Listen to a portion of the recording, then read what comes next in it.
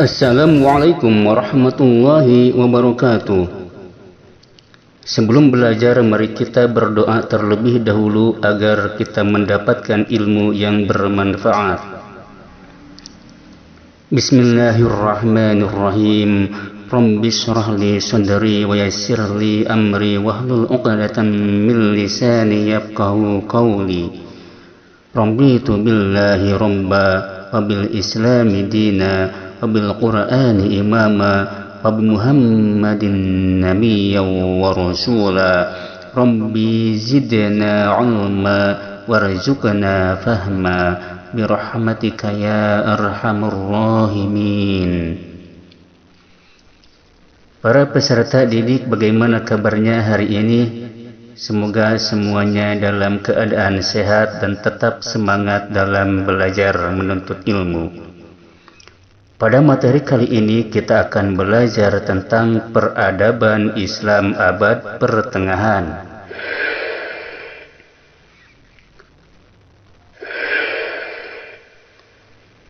Perkembangan Islam pada periode pertengahan itu adalah dari tahun 1250 Masehi sampai 1800 Masehi.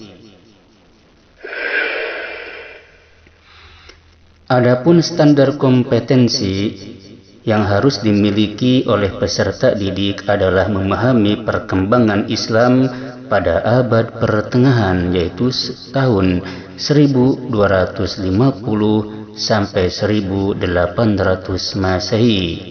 Adapun kompetensi dasar atau kemampuan dasar yang harus dimiliki oleh peserta didik itu adalah menjelaskan perkembangan Islam pada abad pertengahan dan menyebutkan contoh peristiwa perkembangan Islam pada abad pertengahan.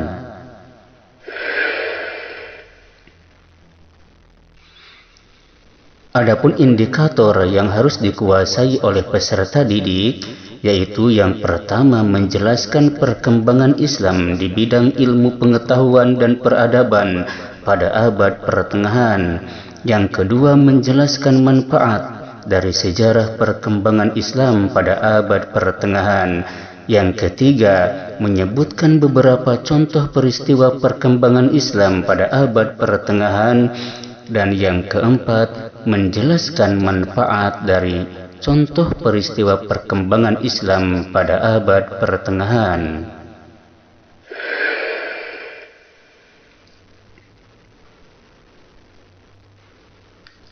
Peradaban Islam dibagi menjadi 3 tahap. Yang pertama, zaman Nabi Muhammad SAW, Khulafaur Rasyidin, dinasti Umayyah dan dinasti Abbasiyah, yaitu tahun 611 Masehi sampai 1250 Masehi. Tahap yang kedua, setelah dinasti Abbasiyah runtuh sampai dengan Islam mengalami kemunduran dan dijajah oleh bangsa-bangsa Arab, disebut abad pertengahan, yaitu 1250 sampai 1800 Masehi. Ini yang akan kita bahas pada materi kesempatan ini. Kemudian yang ketiga, tahapan periode modern yang ditandai dengan kebangkitan kaum muslimin, yaitu tahun 1800 Masehi sampai sekarang. Pertama yang akan kita bahas, kerajaan pada abad pertengahan, yaitu kerajaan Utsmani. Kerajaan ini didirikan oleh Utsman I. Setelah kerajaan Saljuk di Konya atau Anatolia dan dinasti Abbasiyah di Baghdad mengalami kemunduran. Para pendiri kerajaan Utsmani mengaku keturunan dari Utsman bin Affan radhiyallahu anhu dan merupakan bangsa Turki dari suku Togut atau Royig Oguz yang hidup secara nomaden di pegunungan Altai sekitar daerah Tinsan, itu Cina. Perkembangan daripada kerajaan Turki Utsmani ini, yaitu setelah Utsman I meninggal dunia, tahta kerajaan diteruskan oleh Orhan pada tahun 1326 Masehi sampai 1359 Masehi. Kemudian Murad I pada tahun 1359 Masehi sampai 1389 Masehi, dan Bayazid I yaitu tahun 1389 sampai 1403. Pada periode kepemimpinan Bayazid I ini, kerajaan Utsmani diserang tentara Mongolia di bawah pimpinan Timur Leng. Keadaan buruk ini baru dapat diatasi ketika pemerintahan Sultan Mahmud I pada tahun 1403 sampai 1421. Sultan Mahmud I ini berusaha menyatukan kembali kekuasaan kerajaan Utsmani. Setelah Sultan Mahmud I meninggal dunia, digantikan oleh Murad II tahun 1421 sampai 1451 Masehi.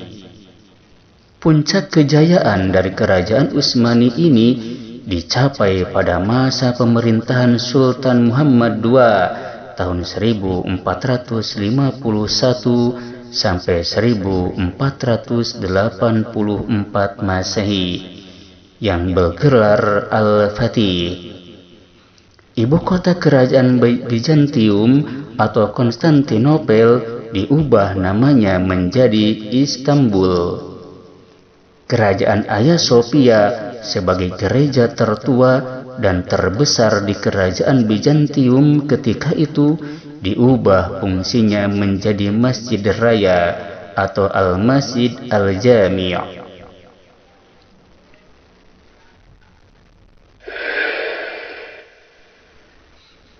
Lalu kekuasaan Turki Utsmani.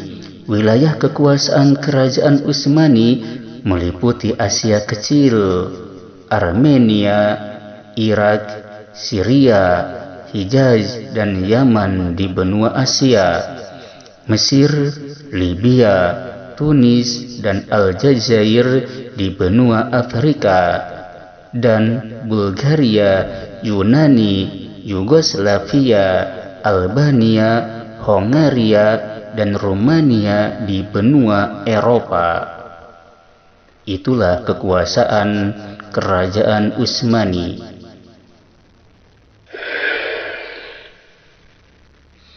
Ini adalah peta wilayah kekuasaan dinasti Utsmaniyah.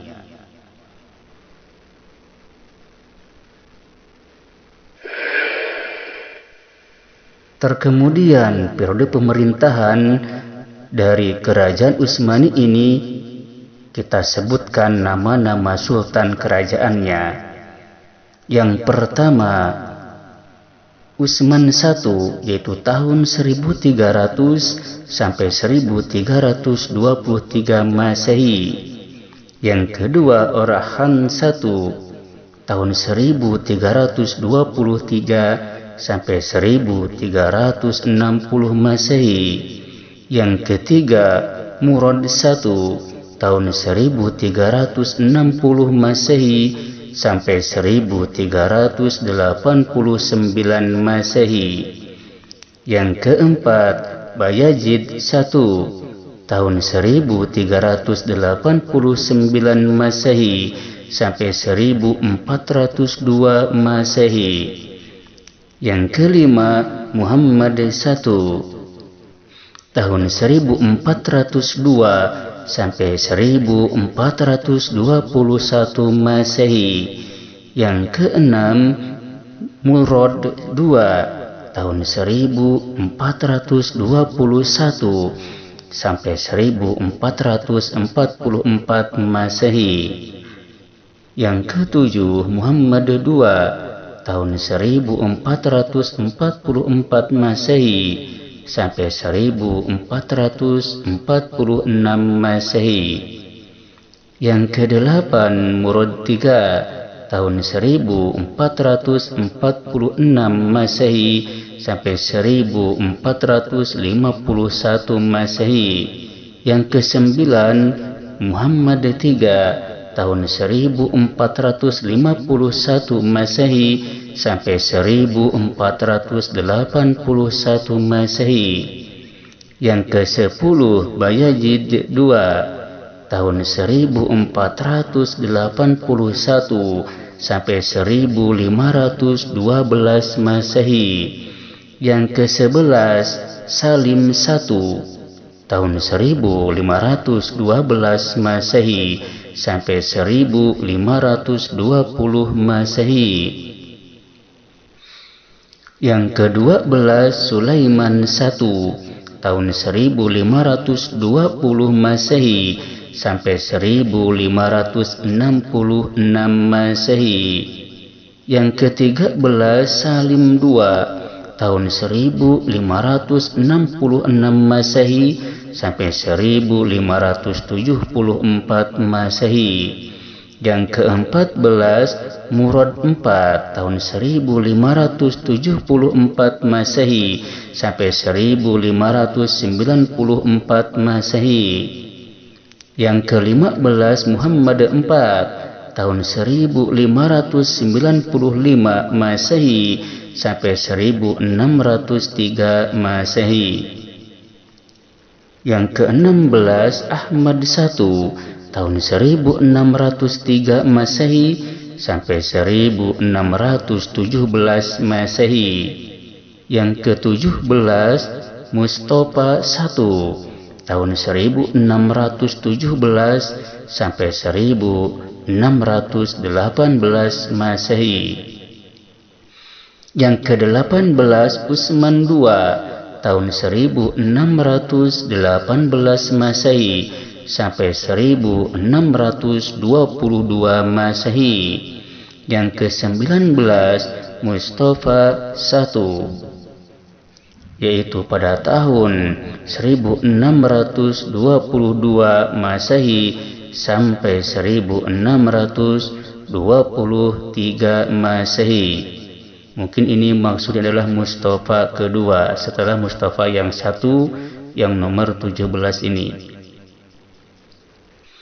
Kemudian yang ke-20 Murad V yaitu pada tahun 1623 Masehi sampai 1640 Masehi. Lalu yang ke-21 namanya adalah Ibrahim pada tahun 1640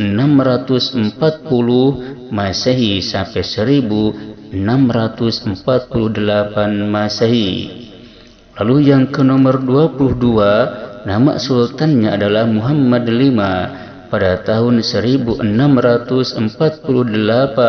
sampai 1687 Masehi. Lalu yang ke-23 Sulaiman II pada tahun 1687 sampai 1691 Masehi. Lalu yang ke-24 nama sultannya Ahmad II tahun 1691 Masehi sampai 1696 Masehi. Yang ke-25 adalah Mustafa II. Ini maksudnya Mustafa ketiga. Tadi Mustafa pertama nomor 17, Mustafa kedua nomor 19, dan ini adalah Mustafa ketiga tahun 1695 sampai 1703 Masehi. Lalu yang ke nomor 26 nama sultannya adalah Ahmad III tahun 1703 sampai 1730 Masehi. Yang ke-27 Mahmud I tahun 1730 sampai 1754 Masehi. Lalu nomor 28 adalah Utsman III, yaitu pada tahun 1754 sampai 1757 Masehi. Lalu yang nomor 29 itu adalah Mustafa keempat. Yang ketiga tadi nomor 25. Kemudian yang kedua nomor 19. Yang ke-1 itu nomor 17. Sehingga nomor 29 ini Mustafa IV. Pada tahun 1757 sampai 1774 Masehi. Yang ke-30 Abdul Hamid I tahun 1774 sampai 1789 Masehi. Lalu nomor ke-31 yaitu Salim III, yang mana Salim kedua itu berada pada posisi nomor 13. Maka nomor 31 ini Salim III pada tahun 1789 sampai 1807 Masehi. Lalu nomor 32 Mustafa V, maaf ini Mustafa IV ada pada nomor 29. Maka nomor 32 adalah Mustafa V pada tahun 1807 sampai 1808 Masehi.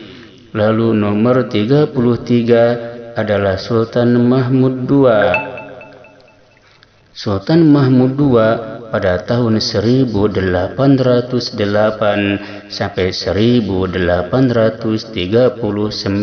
Masehi. Nomor 34 Abdul Majid pada tahun 1839 sampai 1861 Masehi. Nomor 35 Abdul Aziz pada tahun 1861 sampai 1876 Masehi. Lalu nomor 36 adalah Murad IV pada tahun 1876 Masehi. Terkemudian nomor 37 adalah Abdul Hamid II pada tahun 1876 sampai 1909 Masehi. Nomor 38 itu adalah Muhammad VI, yang mana Muhammad V ada pada posisi 22. Muhammad VI ini berkuasa pada tahun 1909 sampai 1918 Masehi. Dan yang terakhir nomor 39 adalah Muhammad VII pada tahun 1918 sampai 1922 Masehi. Itulah nama-nama Sultan Kerajaan Turki Utsmani.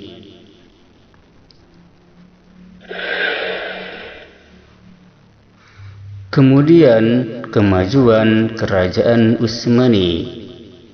Kemajuan yang dicapai oleh Kerajaan Utsmani ini meliputi bidang yang pertama adalah pemerintahan, yang kedua militer, yang ketiga ilmu pengetahuan, yang keempat budaya, yang kelima ekonomi, dan yang keenam keagamaan. Itulah bidang-bidang yang dicapai oleh Kerajaan Utsmani yang mengalami kemajuan. Kemudian kemajuan di bidang militer Kerajaan Turki Utsmani. Yang pertama memiliki angkatan darat dengan nama Janissary atau Inkisyariah. Yang kedua tentara yang dimiliki kaum feodal atau pemilik tanah yang luas disebut Taujiyah.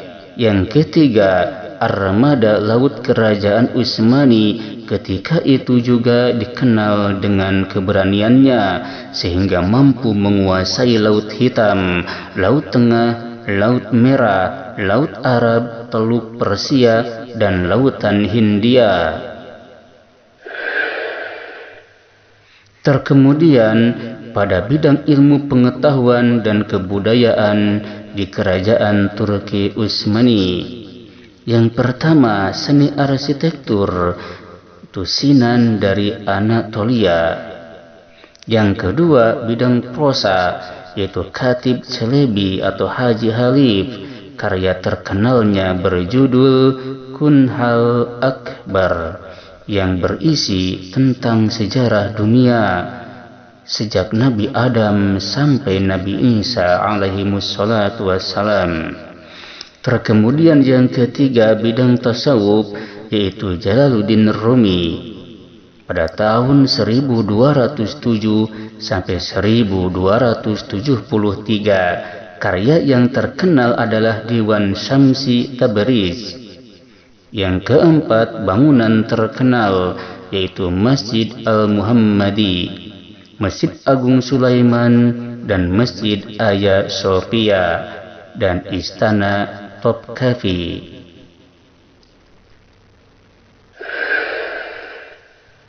Inilah Masjid Hagia Sophia yang begitu indah jika dipandang dengan mata.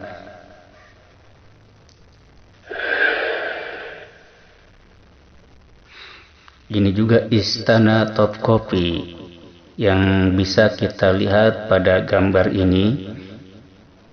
Ini adalah jejak-jejak peninggalan kerajaan Turki Utsmani.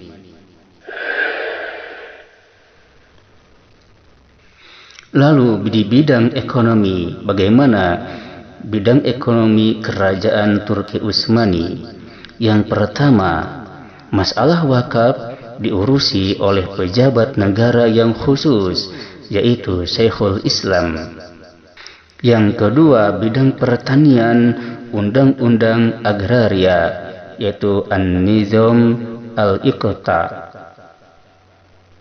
Terkemudian nomor 3, bidang perdagangan, sudah terjadi ekspor impor dengan negara-negara tetangga seperti Syria, Mesir, Iran, Venesia, Geneose, Teluk Persia, dan sebagainya.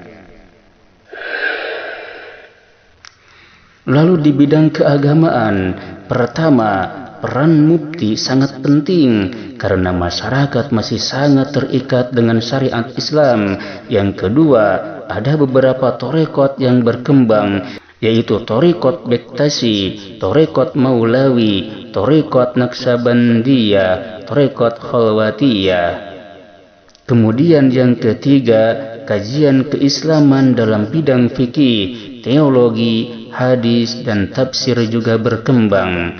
Yang keempat, aliran Islam Sunni berkembang pesat dan lebih condong kepada paham Asy'ari dan teologi Jabariyah. Itulah pembahasan tentang kerajaan Turki Utsmani. Kita berlanjut pada pembahasan kerajaan Mughal di India.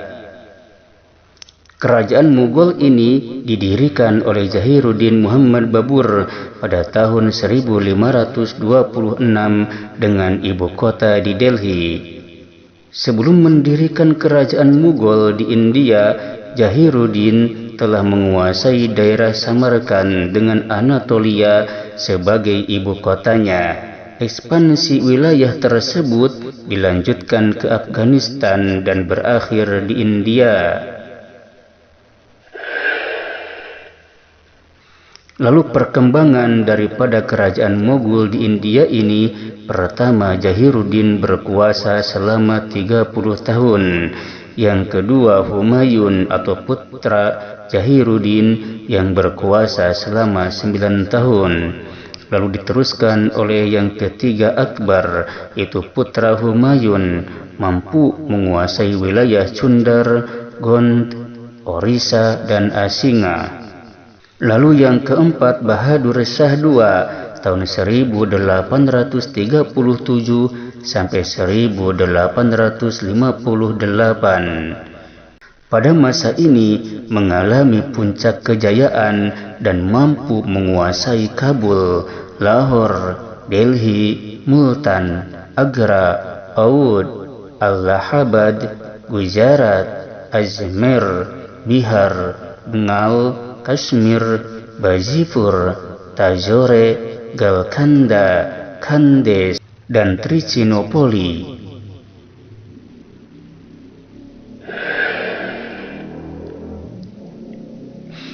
Ini adalah wilayah kerajaan Mughal di India.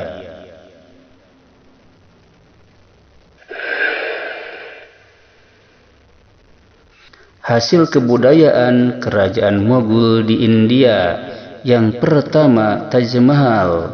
Taj Mahal ini dibangun pada masa pemerintahan Shah Jahan.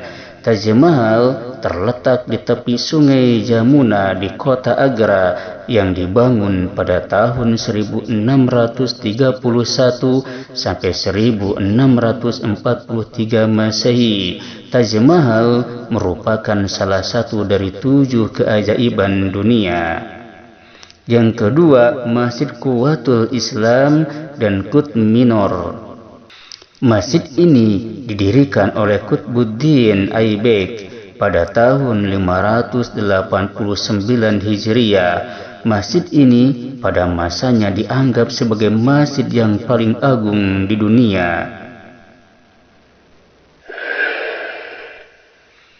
Ini adalah Taj Mahal di Agra.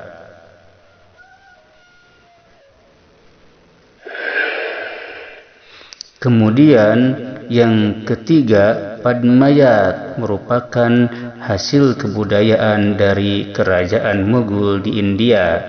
Ini adalah merupakan karya sastra gubahan penyair istana kerajaan Mughal yang terkenal, yaitu Malik Muhammad Jayadi. Lalu yang keempat, Benteng Merah dan Masjid Jami di Aunpur. Masjid megah dibangun pada tahun 1438 sampai 1478 Masehi dengan mengadopsi bangunan masjid pada dinasti Timurid. Itulah pembahasan sekilas tentang kerajaan Mughal di India.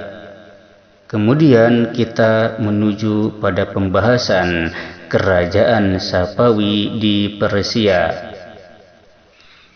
Kerajaan Safawi di Persia ini didirikan oleh Shah Ismail I tahun 1501 di Tabriz atau Iran. Ismail I merupakan anak dari Haidar sekaligus cucu dari Syekh Junaid. Syekh Junaid inilah yang mampu merubah ideologi Torekot yang didirikan Syekh Safiuddin Ishaq tahun 1252 Masehi sampai 1335 Masehi, yaitu Torekot Safawi. Torekot Safawi yang sebelumnya hanya berorientasi kepada kepentingan transendental atau ukhrawi, kemudian menjadi torekot yang cenderung kepada bidang politik.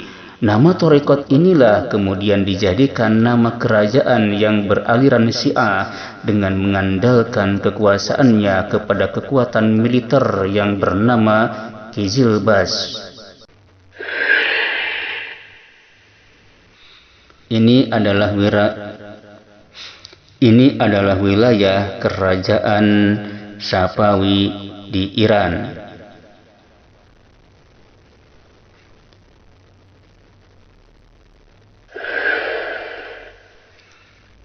Lalu perkembangan kerajaan Safawi.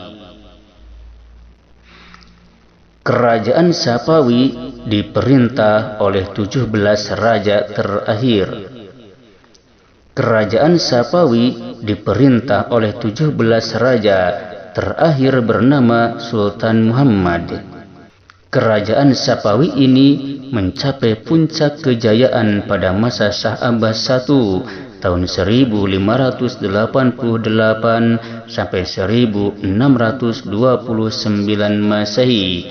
Setelah Shah Abbas I meninggal dunia, dan konflik antara penguasa dalam memperebutkan jabatan semakin meluas, kerajaan Safawi semakin lemah. Kemudian Iran diperintah oleh dinasti Zain 1759 sampai 1794 Masehi. Dinasti Qajar pada tahun 1794 sampai 1925 Masehi, dan terakhir adalah dinasti Pahlavi tahun 1925 sampai 1979 Masehi. Itulah perkembangan kerajaan Safawi.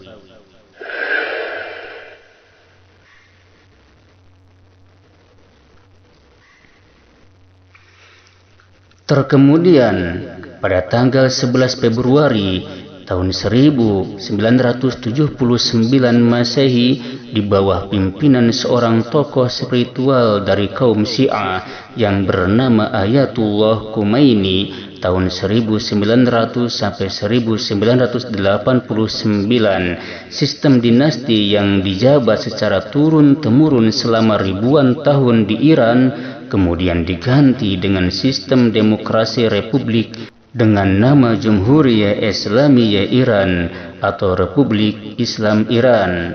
Presiden pertama dari republik baru ini dijabat oleh Abul Hasan Bani Sadr.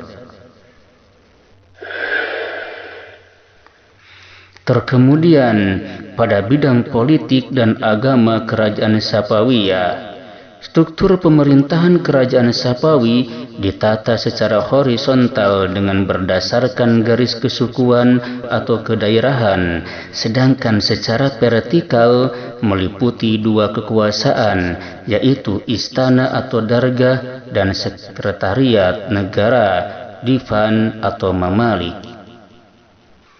Pelaksanaan organisasi pemerintahan dipercayakan kepada kepala suku atau amir dan menteri atau wazir. Di samping itu, terdapat majelis nifis yang beranggotakan para sejarawan istana, sekretaris pribadi raja, dan kepala intelijen.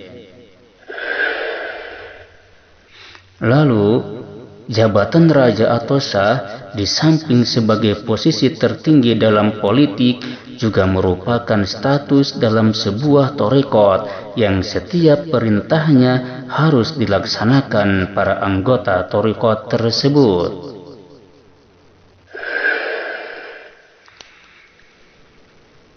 Kemudian pada bidang sosial ekonomi, kerajaan Safawiyah ini diantaranya yang pertama terkenal perdagangan melalui Bandar Abbas yang mengekspor berbagai komoditi. Yang kedua, produktif dalam bidang pertanian, terutama di daerah Bulan Sabit yang subur bagian timur. Yang ketiga, membuka hubungan dagang bilateral dengan Inggris dalam bidang pendirian pabrik tekstil di daerah Hormuz. Yang keempat, pada masa Shah Ismail I berkuasa sudah dikenal mata uang dengan menuliskan nama raja di koin yang ada. Lalu di bidang ilmu pengetahuan di kerajaan Safawiyah, di kerajaan tersebut didirikan sekolah teologi. Pada masa Bahauddin Syari Razi lahir ahli filsafat terkenal bernama Sadruddin Syirazi, yaitu Mulla Sadr, dan Shihabuddin Yahya Suhrawardi, yang keduanya terkenal dengan mazhab Isfahan. Beberapa tokoh ilmu pengetahuan pada masa kerajaan Safawi seperti Bahauddin, Muhammad Al-Jubai, Muhammad Bakir Astarabadi, dan Muhammad Bakir Majlisi. Itulah di antara tokoh-tokoh ilmu pengetahuan pada masa kerajaan Safawi.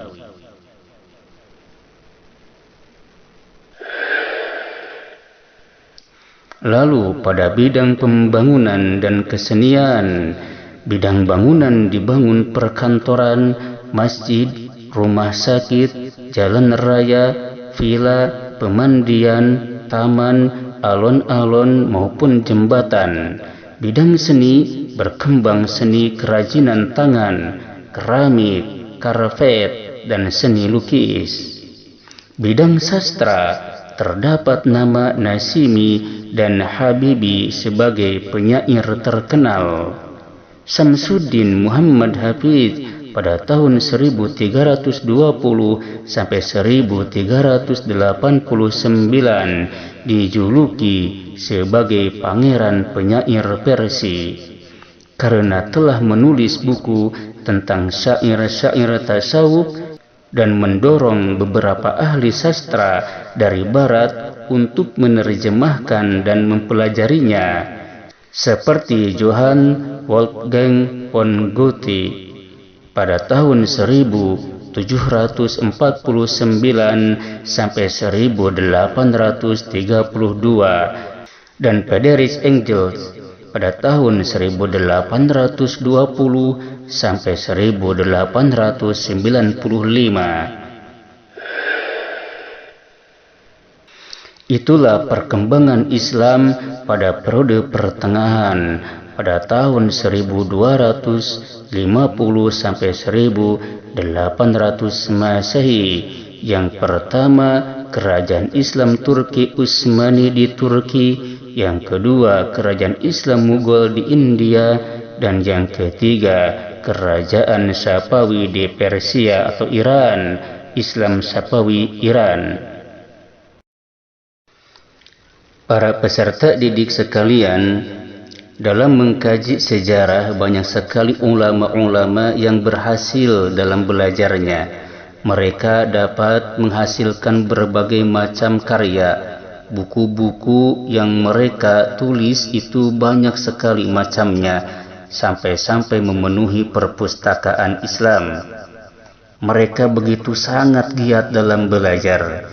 Ini menjadi sebuah pelajaran buat kita semuanya sebagai pelajar tentunya. Lalu apa saja yang harus dimiliki oleh pencari ilmu agar mencari ilmu itu berhasil? Minimal kita dapat menghasilkan sebuah karya. Tentu dalam mencari ilmu itu harus memiliki dasar atau modal sebelum belajar.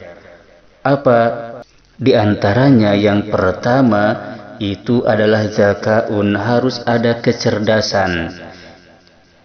Maksudnya di dalam belajar itu harus benar-benar kita itu memperoleh kecerdasan. Kecerdasan itu harus ada, dan kecerdasan itu akan muncul dari motivasi dalam diri kita. Dan kecerdasan itu akan muncul mulai dari motivasi dalam diri kita. Semangat belajar, cinta terhadap ilmu, sehingga motivasi ini muncul. Dari motivasi ini kita benar-benar membutuhkan ilmu, sehingga di dalam belajar kita fokus mendengarkan, fokus menyimak, dan fokus memperhatikan apa yang disampaikan, sehingga kecerdasan pun muncul. Apa saja faktor yang mendukung kecerdasan ini? Yang pertama, bersihnya hati. Hati yang bersih ini harus dimiliki oleh seorang pelajar. Sebelum dia memulai belajar, harus memiliki hati yang bersih. Hati yang bersih ini dia harus memilikinya melalui kehidupan sehari-hari, yaitu menjauhi larangan yang Allah Subhanahu wa Ta'ala larang dan melaksanakan apa yang Allah perintahkan. Mata dijaga dari memandang sesuatu yang diharamkan, karena memandang sesuatu yang diharamkan itu merupakan panah dari panah-panahnya iblis laknatullah. Barang siapa yang kena panah itu, niscaya dia itu akan sulit melepaskannya. Oleh sebab itulah, takutlah sama memandang sesuatu yang diharamkan. Orang yang takut memandang sesuatu yang diharamkan, maka dia akan merasakan manisnya iman di dalam hatinya. Ini akan membersihkan hati kita dari bayang-bayang yang mengganggu fokus kita dalam belajar. Oleh sebab itulah, memandang sesuatu yang diharamkan itu sangat mendukung kebersihan hati. Lalu apalagi? Di antaranya selain menjaga pandangan mata, juga menjaga pendengaran, menjaga seluruh tubuh kita dari perbuatan-perbuatan yang dilarang. Karena perbuatan-perbuatan yang dilarang jika kita laksanakan, maka akibatnya akan muncul kegelisahan di dalam hati kita. Dan kegelisahan ini akan memunculkan kata-kata yang tidak baik. Kata-kata yang tidak baik ini muncul dengan sendirinya sehingga mengganggu kita dalam memperhatikan pelajaran. Dengan demikian, menjauhi maksiat ini sangat harus dikerjakan oleh peserta didik agar hatinya bersih, sehingga di dalam belajar dia menjadi fokus dan benar-benar memperhatikan apa yang dia pelajari. Lalu apa lagi? Jangan terlalu banyak makan. Dikarenakan perut yang penuh dengan makanan itu akan sulit untuk konsentrasi dan kecerdasan juga tidak datang. Lalu juga harus dapat mengatur waktu dengan baik. Jangan sampai kecapean. Jikalau kita belajar dalam keadaan kecapean, itu akan sulit konsentrasi. Dengan demikian, membagi waktu agar pada saat kita memulai belajar, keadaan tubuh kita fit, itu sangat diperlukan. Jadi, cukup dari 2 perbuatan dalam kehidupan sehari-hari ini akan mendukung kecerdasan kita sebagai pencari ilmu. Yang pertama, menjauhi maksiat. Yang kedua, jangan terlalu banyak makan sehingga perut penuh dengan makanan. Yang ketiga, walaupun ada hubungannya dengan yang pertama, tapi perlu dibahas kembali, yaitu bersihnya hati. Ini juga harus diperangi, jihadun nafsi, memerangi diri sendiri.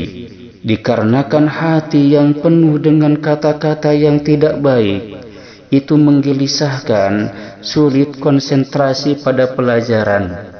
Dan hati seperti ini perlu dipelihara, perlu dibersihkan, perlu dijaga agar kata-kata yang buruk itu tidak muncul. Kalau hati benar-benar bersih, misalnya dengan banyak membaca Al-Quran, dengan banyak berzikir kepada Allah, dengan melihat tanda-tanda kebesaran Allah lalu diresapi dan dihayati, maka hati akan jauh daripada kata-kata yang tidak baik, maka akan bisa berkonsentrasi di dalam belajar. Itu yang pertama, zakaun harus mempunyai kecerdasan. Selain yang 3, jauh dari maksiat, tidak terlalu banyak makan, dan bersih hati juga harus jauh dari tidur di dalam kelas. Ini juga berkaitan dengan sebab-sebab yang telah disebutkan tadi, yaitu makan yang banyak, kecapean, tidak bisa mengatur waktu. Ini akan cepat diri kita itu mengantuk. Namun ada lagi ini peserta didik yang di kelasnya itu pura-pura mengantuk. Ini yang jadi masalah. Ini adalah penyakit hati yang harus dibersihkan. Oleh sebab itulah harus diusahakan ketika belajar itu konsentrasi. Lalu apa yang disampaikan oleh pendidik, resapi, hayati, gambarkan untuk diamalkan jikalau itu merupakan akhlak atau perbuatan yang harus diamalkan. Jadi yang pertama adalah zakaun, kecerdasan, yang harus dimiliki oleh peserta didik sebelum dia memulai belajarnya. Lalu yang kedua yang harus dimiliki oleh peserta didik sebelum dia belajar itu adalah hirsun. Hirsun itu adalah rasa suka terhadap pelajaran. Hati itu condong terhadap apa yang dia pelajari. Rasa suka, rasa cinta terhadap materi, rasa suka terhadap materi pelajaran ini harus dimunculkan dengan apa? Dengan memahami manfaat dari ilmu tersebut. Jikalau tidak paham manfaatnya, itu akan sulit merasa suka terhadap materi itu. Misalnya kita belajar sejarah ini manfaatnya apa? Lalu belajar tentang sholat jenazah itu manfaatnya apa? Belajar ilmu tajwid di dalam Al-Quran itu manfaatnya apa? Manfaat buat diri kita sekarang hidup di dunia apa? Manfaat kita setelah kita meninggalkan dunia ini apa? Itu harus diresapi, itu harus dipahami sehingga muncul rasa suka itu.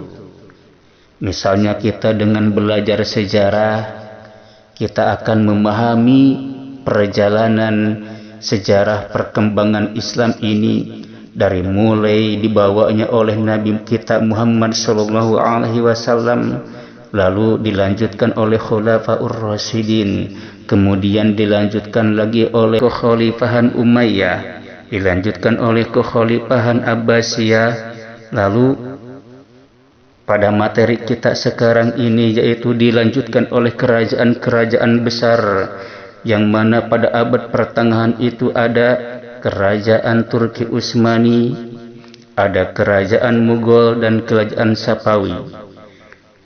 Ini akan memahami Islam yang sesungguhnya itu seperti apa, sehingga kita jauh dari hal-hal atau aturan-aturan yang sebenarnya itu bukan dari Islam, sehingga kemurnian ajaran Islam ini dapat terjaga. Bukan lagi hal itu, kita harus memahami ijtihadnya para ulama. Kenapa mereka berijtihad? Padahal Islam ini sudah sempurna.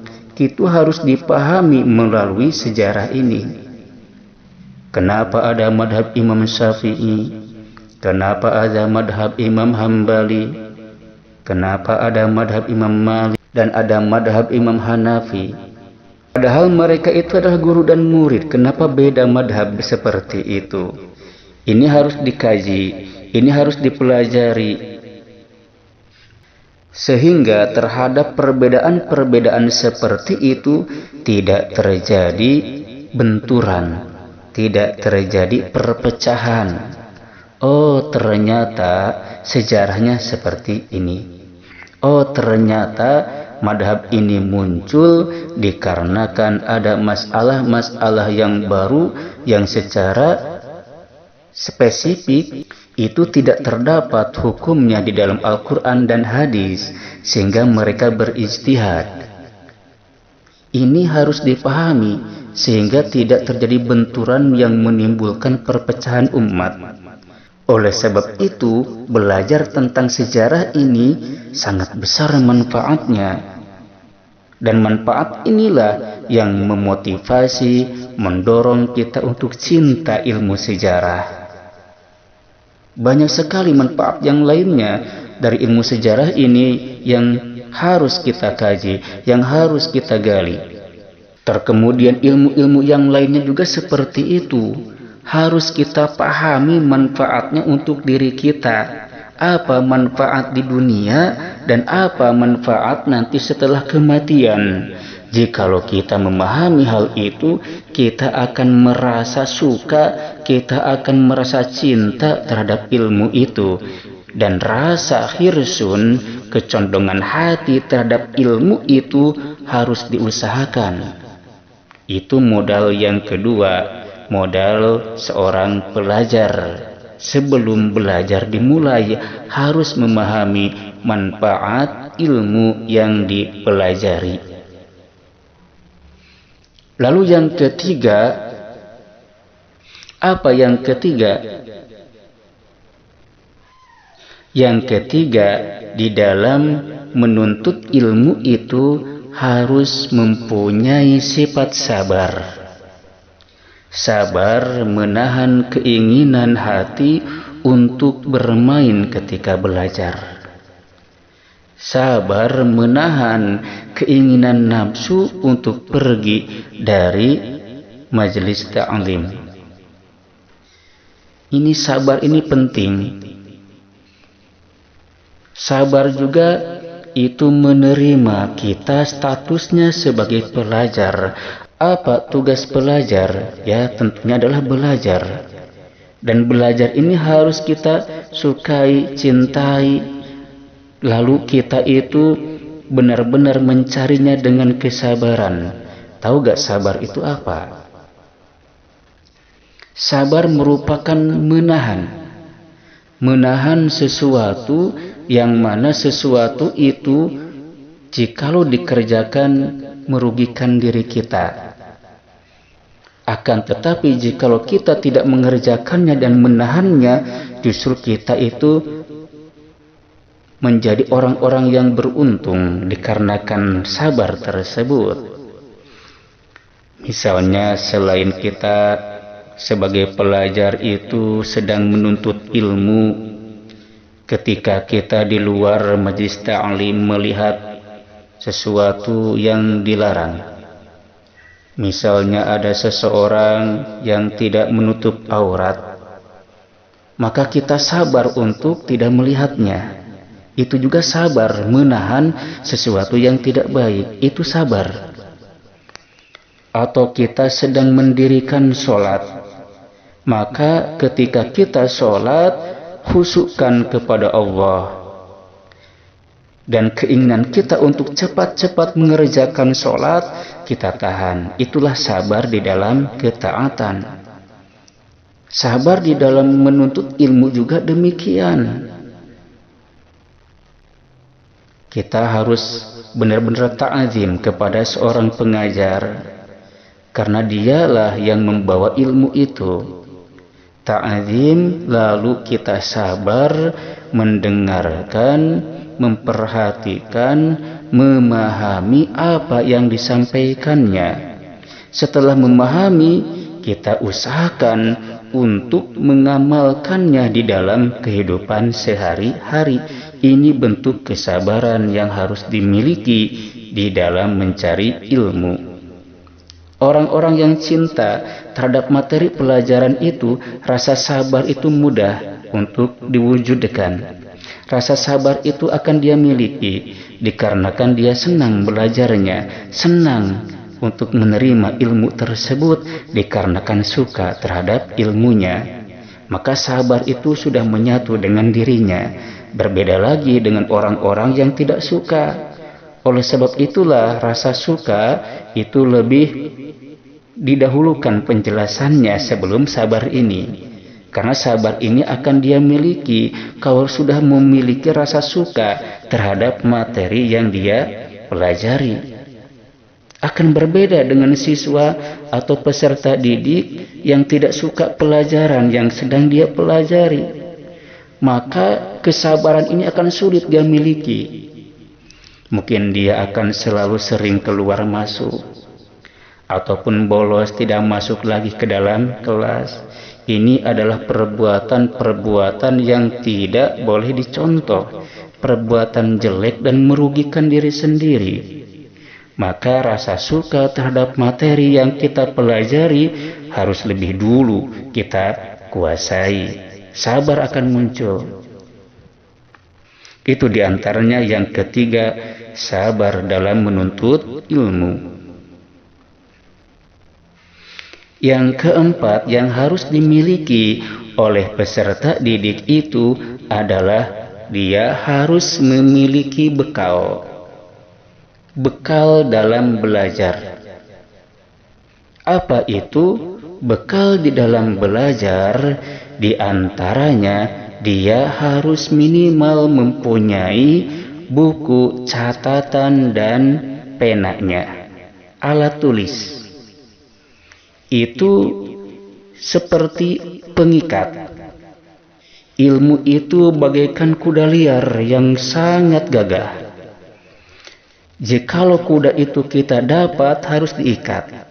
Kalau tidak diikat dan dibiarkan begitu saja, maka kuda liar akan cepat lepas kembali.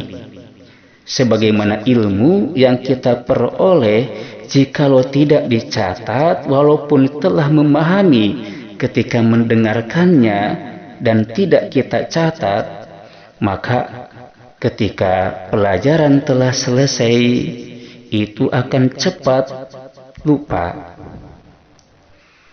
Jikalau hal itu terjadi, untuk mendapatkan ilmu yang sebelumnya kita paham, karena tidak ditulis itu akan sulit untuk didapatkan lagi. Oleh sebab itulah menulis ini penting. Ketika kita mendengarkan guru menyampaikan materi, lalu kita memahami sesuatu dari penjelasan guru tersebut, sebaiknya dicatat dengan bahasa yang baik yang kita pahami. Catatlah, tulislah hal-hal yang penting untuk ditulis, agar ketika kita lupa dapat membuka lagi catatannya dan kita dapat memahami kembali. Begitulah ilmu. Oleh sebab itulah yang keempat, harus benar-benar kita memiliki modal untuk belajar.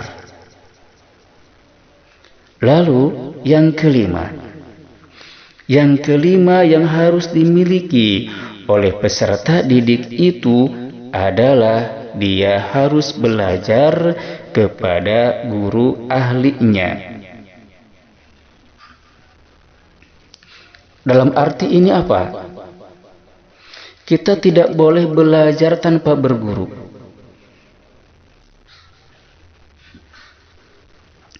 Misalnya kita belajar hanya sekedar membaca saja, atau hanya searching saja di Google misalnya. Kita tidak tahu ilmu itu yang nulis siapa. Dia itu gurunya siapa lagi. Apakah dia itu benar-benar menulis materi tersebut atau hanya sekedar main-main saja? Sehingga berguru kepada ahlinya ini sangat penting. Kan sekarang katanya ada Quran dan hadis, itu ada terjemahannya, sudah kita baca saja. Belum tentu yang kita baca sesuai dengan yang harus dipahami dalam Quran dan hadis tersebut. Alangkah baiknya kita itu gurukan. Alangkah baiknya kita itu menggurukannya kepada ahlinya. Itu diantaranya, agar pemahaman kita itu benar dengan apa yang disampaikan oleh Allah Subhanahu wa Ta'ala kepada Rasulnya secara turun-temurun, kemudian dipahami oleh para sahabat, dipahami oleh tabi'in dan tabi'un tabi'in. Di sanalah muncul para imam madhab, yang mana para murid-muridnya itu terus menyebar ke seluruh pelosok dunia sampai kepada ulama-ulama kita yang mengajar kita. Itulah pentingnya kita belajar kepada guru yang ahlinya. Oleh sebab itulah kita harus tahu biografi guru yang kita belajar kepadanya. Dia itu lulusan dari mana, gurunya siapa, apa yang dia telah pelajari. Itu sangat penting sekali agar kita paham, oh saya ini berguru dalam ilmu fikih kepada ulama-ulama Syafi'iyah misalnya. Sehingga kita bersanadnya itu jelas. Baiklah, itu yang kelima. Dan yang terakhir yang harus dimiliki oleh pelajar adalah tulul zaman, panjang waktunya. Panjang waktunya dalam arti ini belajar harus terus menerus dan berkesinambungan, konsisten. Jangan sekarang sekolah, besok tidak. Jadi jangan sampai bolos, jangan sampai alfa dan lain sebagainya. Belajar terus menerus dan berkesinambungan. Itu diantaranya modal yang harus dimiliki oleh pelajar. Harus memiliki kecerdasan dengan faktor-faktor pendukung yang telah dijelaskan tadi. Kemudian yang kedua, harus mempunyai rasa suka terhadap materi yang telah dipelajari. Harus memiliki rasa suka terhadap materi yang dipelajari. Yang ketiga, harus sabar dalam menuntut ilmu. Yang keempat, harus punya bekal minimal alat tulis. Yang kelima, harus berguru kepada ahlinya.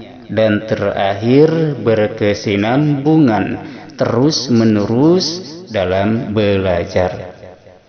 Sampai kapan? Belajar itu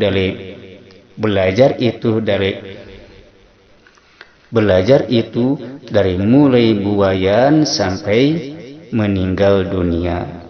Itulah diantaranya sekelumit tentang pentingnya modal yang harus kita miliki di dalam belajar, sehingga materi-materi yang telah tersampaikan itu bermanfaat buat kita semua. Mudah-mudahan kita semuanya mendapatkan ilmu yang bermanfaat.